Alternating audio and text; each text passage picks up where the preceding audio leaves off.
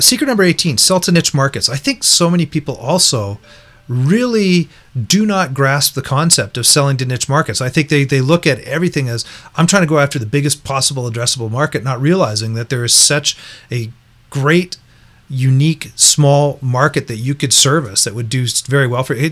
Give me some thoughts on that as well, if you wouldn't mind. This is really one of my favorite topics, because I come from this belief that you don't need to sell to everybody.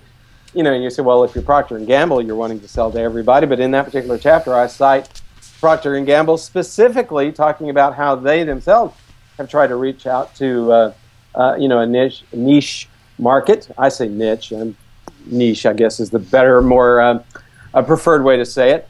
But I also like to, and this is not particularly contained in the Social Commerce Handbook, it's actually contained in the Digital Handshake. I reference a guy by the name of Dr. Ralph Wilson. I call him the godfather of internet marketing. And Dr. Wilson talks about and uses as an example the Wailing Wall in Jerusalem. He had been there a number of times, and he says, when you stand back from that wall and you look at it, you say, you know, this is huge monolith. How can I scale this monolith? But as you get closer to the wall, you see that it's made up of these stones, and in between each stone is a crack, which he refers to as a niche. And he said marketing on the internet is very much like that. You don't have to scale the entirety of the internet. You're not trying to reach across all the broad spectrum of the internet to reach everyone.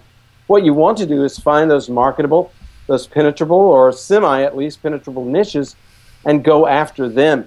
And I think that's, you know, what we try to address in that particular chapter is, rather than try to market to everybody, use social media to find a penetrable, marketable niche and go after it, and then, you know, dive deep into it. I reference kind of the pin portrait that we start out with in that particular chapter is a online community, a specific online community called Pintly, which has to do with craft brews or craft beers.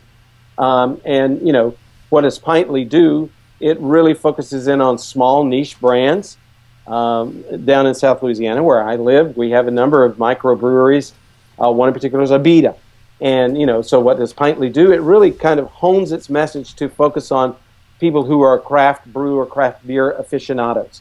Well, that's not trying to sell to everybody. That's what the big three try to do with their mass market advertising. What Pintly is trying to do is hone in on, you know, people who are, again, aficionados of a particular, you know, particular beer, brew, or certain classification of those. And I think that's where we're going with this idea of marketing to, you know, niches.